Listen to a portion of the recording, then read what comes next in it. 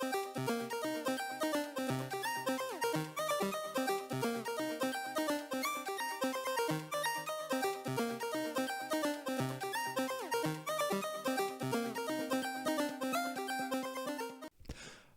and welcome to Vision Denial. My name is Sam, and if you're new here, I've watched every single playoff game of 2022, yes, including that one, and I spend this particular show to highlight Worlds. Before the actual bracket stage, it was everyday Worlds. Now I'm going to be just going through each round. If you want to see my thoughts ahead of time regarding any given game, or any given series, and we will be reviewing it in this video, but all of the reviews in this video I post on TikTok ahead of time, just as soon as they're done. I've got my thoughts for them. You can see that in the link down below regarding all of that. Without further ado, do be aware, I think it is really interesting that only Seed 1 teams are left. I think it's the first time I've seen that in a long time. But it's really interesting, and we only have one Chinese team left. The rest is the Korean Excellence, as if we're back to 2017 or earlier. Well, it's not the end for the LPL. Anywho, without further ado, let's take a look at the first series. We get the first one. We got Gen.G Intel Esports Club, or JD Gaming, the #1 seed of the LPL, versus Rogue, the #1 seed of the LEC. Going 3-0. This should have been expected. It honestly should have been. It was like, it was written everywhere. All right. Let's take a look at things though. All right. Game 1. Honestly, the early game was properly answered by Rogue, and they had a good game plan in terms of win conditions. But that's not enough when you're hemorrhaging so much gold in the jungle and your other lanes can't move around the map. I picked Kanavi as my MVP. For Game 2, JD Gaming have been playing to nullify the win conditions, but not directly, but by stopping Malrang from having any chances to influence his lane properly. He got more of a chance to do so, but where it mattered to stop the bleeding, Kanavi stopped it the whole way through. The MVP goes to Kanavi again, who didn't have the same kind of damage numbers from Game 1, but the same kind of influence anyways. And in Game 3, JD Gaming put it all and cleaned it up full circle in a clean 3-0. I picked 369 as MVP just from the fact that he outdid the influence that both mid lane and bot lane that from Rogue was putting across the board. And honestly, to think that any other scenario would happen with this series would be a lie. Straight up delusion. The skill difference from every other lane outside of the mid lane being really even. Map control, team fighting, neutral setup, early game turret secures, and plate securing.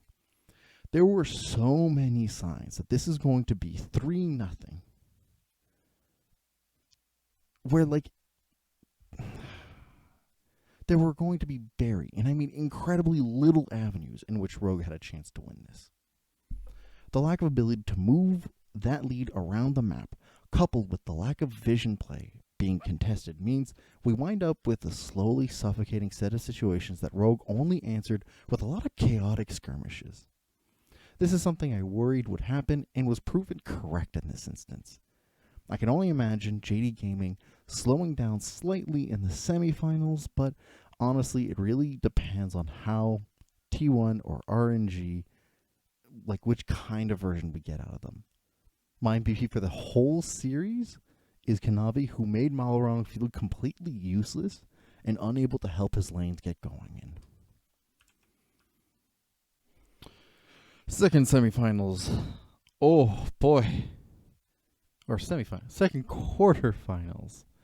We got T1, second seed of the LCK, versus Royal Never Give Up, fourth seed of the LPL. I honestly thought this was going to be significantly closer. The aspects that I expected out of this, 100% how it happened. But I thought it was going to be one more way. Who knows, right?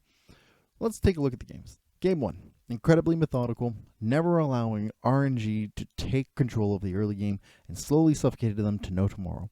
The slight mistake around Herald and the very slow tempo were not great signs from T1, but honestly, the lack of proactivity from the Royals until it was too late is much worse.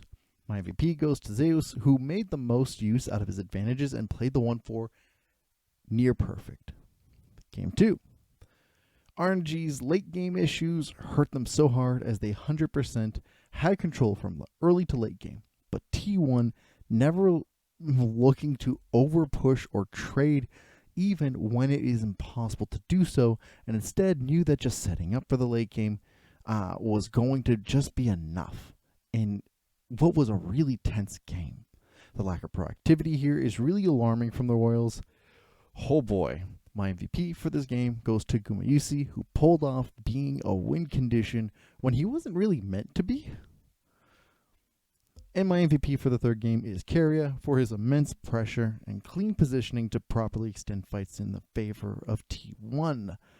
And honestly, I thought T1 would win, but not by this much.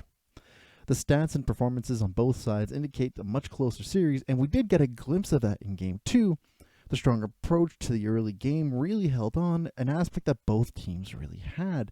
But the issues surrounding their late game play for the Royals returned, and I was really hoping that the tournament had washed that away. But no. The severe lack of ability to close out that game made it clear to me that unless T1 throws the game massively, they would hold control of the series. And the Royals, having moments of proactivity, especially in the early game or during defense, but oh god, was that just not enough to sustain any of the games. T1 are still slower than I care for, but in regards to this matchup, it straight up never mattered.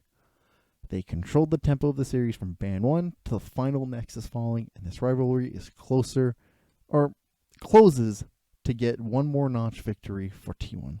My MVP for this series is Zeus, who honestly played out of his mind, either from way ahead or far behind. Alright, so we've got Gen.G, the first seed of the LCK, versus Damwon Gaming Kia, the third seed of the LCK, and holy smokes, honestly worth watching. Didn't expect this score. I expected it to be way more one-sided, but honestly, let's go to Game 1. So, Game 1. This was a really great early game from Damwon to go back and forth against Gen, but the lack of attention bot side coupled with some rather baffling team fight approaches as the mid to late game arrives, and Gen.G with their flexible approach to map movement meant that Gen was able to inch out enough wins to take Game 1 at that point. And my MVP for that one goes to Chovy, who had such an incredible performance on Rise. To Game 2, honestly, again, better early game from Damwon, but this was not enough to translate that mid to late game where Gen just outplays the map so well, making it hard for Damwon to create any small leads. It's unfortunate because these games are so close, but Gen keeps gathering closer and closer leads, or like even smaller and smaller leads, to accumulate to one large lead to outplay. MVP for this game goes to Chovy again, who still created so much pressure with the matchup. Game 3, this time, Damwon were able to take their early game prowess, push the tempo incredibly well, hold vision and neutral control, and honestly, I loved it. Never let games go late to allow Gen.G an avenue to scale. My MVP goes to Nuguri, who allowed a very little room for Gen to approach team fights and never stopped nailing those glacial pillars. Holy smokes, guys, for Game 4. This is crazy. Rinse, repeat, hold a stronger early game place, better vision, map movement, and wave control, and leverage the use of neutrals to keep things under control. Never allowing the game to go late or slowing down is awesome to see from Damwon, and this time Gen has to play for the early game and enable their bot side of the map, as you can't lose both top and bot side at the same time. My MVP goes to Canyon, who just shut down any attempts that Peanut would have at influencing the lanes in a meaningful way and hard carrying. In Game 5, I gave it to Peanut, who really nullified Canyon the entire time. What an absolute legend of a series. Damwon live up to their early game aggression across the whole lot of these games. It was really nice during those wins to notice a team that had a lead, ballooned it quickly, and closed it out as soon as possible. especially when they weren't as solid as Gen.G for their late game plays. And it was done so convincingly that I was almost convinced that a reverse sweep was going to happen. But Gen.G bounced back in Game 5, adapting incredibly well to Damwon's pressure to just stop Canyon from taking over the game. And he was Damwon's MVP for this series. Let's not joke. Canyon played one hell of a game, causing so much disruption for Gen.G. To me, Gen was hands down the favorite of the tournament, but seeing these early game struggles over and over for 4 out of 5 of these games, and the slow changes to the draft styles has me questioning some of their approaches. One of the strongest team fighters and side lane teams we have this year, and while I don't think any of the teams that are still up, other than JD Gaming, can really compete with how they play the map to minimize any leads their opponents have and accelerate their own play. Regardless of who wins the next series, has a really uphill battle ahead of them. My MVP for the series goes to Chovy, who, if you follow him in all of the fights, is regularly zoning and maximizing damage in ways that are baffling. Incredible ways. Holy cow, this series was so good. Well then,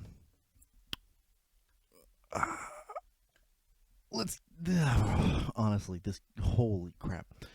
We got DRX, the 4th seed, repeat, 4th seed of the LCK versus Edward Gaming, the 3rd seed of the LPL. Honestly, oh boy, this series was intense. Let's go through it. Game 1. Incredible amount of map play from DRX, who understood how to leverage Edward Gaming's teamfight tendencies to avoid them and stretch them thin of resources. But as neutrals became more and more important and teamfight pivotal, Edward Gaming kept finding stronger and stronger angles, and DRX didn't seem to fully know how to close out the game. My MVP for this game is Scout, who created so much space in teamfight winning plays. Game 2. The game had so much tension. Holy Toledo Joe. Honestly, this was DRX's game from the start. And the delays just kept happening and happening, either from a lack of confidence that their lead was large enough to push the tempo ahead, or just Edward Gaming outplaying fights and hitting the strengths they needed, or even the inability to just properly play out the late game. Regardless of the delays, it doesn't change the fact that ending the game earlier would have avoided the tragic play that Deft had to endure. My MVP for this game goes to Viper, who was playing 1v9 in some points of this game. Game 3. This game was incredibly close, as they had similar drafts with slight variations between the two. The execution was needed, and whoever overforced was going to be in trouble. And this time, Edward Gaming at the wrong time, super late into the game, overforced. Which was weird, since they had so much control up until that point, or at least that one inhib fight. At that point, DRX was super efficient in the way they found the leads and closed out the game. My MVP of this game goes to Zeka, who used himself as a creator of space and utilized the tools that Edward Gaming had much better. Game 4. Honestly, my concerns come from the fact that DRX had a clear moment to end the game with the power to do so multiple times during this game, and we wind up with slower late game tempo. Edward Gaming, for their part, really needed to select a simpler draft for this game. My MVP for this game goes to Kingen, who kept looking for aggressive moves and pulled Edward Gaming around the map. And then the final game, holy smokes, my MVP goes to Zeka for that game, who just 4-0 in solo kills on Scout. Holy crap. But final thoughts. I thought that the series would be close, but the kind of close where Edward Gaming pulls it out in the end. Not the DRX spends 3 games to crack the Edward Gaming code and then obliterate close. Edward Gaming regularly found moments to surprise and out-teamfight DRX and create some interesting map movements. But that's pretty much where it starts and ends for Edward Gaming, unfortunately. Because DRX is the team that over and over again held stronger vision play, better wave manipulation, easier to execute drafts, stronger neutral setups and fights, and balloon gold so efficiently. My issue mostly comes from how inconsistent they were in regards to closing out games and their tempo play. But Edward Gaming were significantly worse at setting up leads to even try and close out a game with. Heck, this probably could have been a 3-1 series if it wasn't for the unfortunate nature of the game 2. And Edward Gaming never even held a gold lead in that game. Hell, most of these games they didn't hold a gold lead for the vast majority of the time. Overall, DRX came in as the consistently better team that is still finding its footing in this tournament, but has solidified itself as the biggest underdog I have seen in a long time. My MVP for the series goes to Deft. I was looking at him for any straight damage, zone control, disengage, straight up bravado and positioning. May not have gone one for a game that I put in, but geez, did he ever pull up so much weight for all 5 of them? Okay. Oh my god. First half of the quarterfinals stops. Unfortunate. Especially since I thought that T1 would have a harder time against the Royals. And then the second half, not stops. Really close head-to-heads, especially since I thought that Gen.G would have an easier time stomping Damwon. Shows what I know. But the point is, with these predictions mostly, is that like you're taking advantage of looking at the plays themselves for the tournament at the time, maybe sometimes accounting for historical matchups. What I think is going to be more interesting is that the top side of the bracket, instead of just being 3-0, the matchup is going to be 3-2 J.D.G T1. Bottom half is going to go 3-0 Gen.G versus DRX. DRX is playing out of their mind. If they pull out another victory, I would not be surprised. But they're playing out of their mind. I don't think it's going to be as good as Gen.G, who has been slowly ramping up also.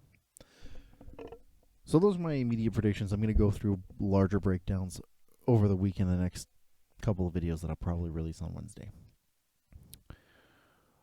That said, I'm 3 for 4 in predictions. But most people were predicting EDG to win. Honestly, understandable. Everybody else is as expected with some slight variations. And I'm just kind of surprised that, like, of the whiplash. It was like no one's going to be surprised Rogue was going to just get jousted. That's fine. People were surprised that RNG was jousted. And at this point, it seemed like we were going to get not like a situation like we had last year where every series was super close. But we were going to get a situation where, like, oh, it's just one-sided series. Snore. Cool. I am happy that is not the case. So happy that's not the case. There isn't a whole lot more to discuss in terms of matchups because I do want to look over the stats, especially with the updated best of 5 stats that come from it, to really get a breakdown of things. I do think that the individualistic metas of each best of 5s is super interesting, mostly because I don't think there's actually a huge variation between the two. The variations mostly come with who is the one with the pocket picks. Like, who do you have to aim for in them? And it's not necessarily like the carry specifically, right? Like in the Gen.G Damwon series, Canyon's champion pool was significant, but he was not always the carry. It was just the fact that his champion pool had such a large influence on the rest of the game that, like, it mattered a whole lot more in terms of, like, the drafting phase.